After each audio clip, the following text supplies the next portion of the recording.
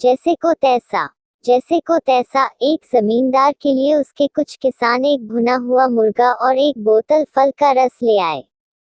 जमींदार ने अपने नौकर को बुलाकर चीजें उनके घर ले जाने को कहा। नौकर एक चालाक शरीर लड़का था। यह जानते हुए जमींदार ने उससे कहा, देखो, उस कपड़े में जिंदा चिड़िया है और बोतल में जहर है।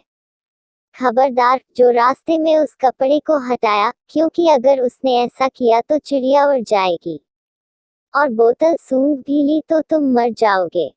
समझे? नौकर भी अपने मालिक को खूब पहचानता था।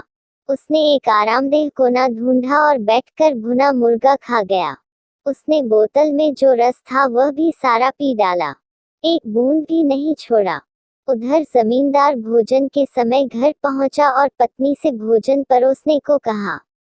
उसकी पत्नी ने कहा, जरा देर ठहरो, खाना अभी तैयार नहीं है। जमींदार ने कहा, मैंने जो मुर्गा और रस की बोतल नौकर के हाथ वही दे दो, वही काफी है। उसके गुस्से की सीमा न रही जब उसकी पत्नी ने बताया कि नौकर तो सुबह का गया, अभी तक लौटा ही नहीं। बिना कुछ बोले गुस्से से भरा जमींदार अपने काम की जगह वापस गया तो देखा नौकर तान कर सो रहा है। उसने उसे लात मारकर जगाया और किसान द्वारा लाई गई भेंट के बारे में पूछा। लड़के ने कहा, मालिक, मैं घर जा रहा था तो इतने जोर की हवा चली कि मुर्गे के ऊपर ढका कपड़ा उड़ गया और जैसा आपने कहा था वो भी उड़ गया।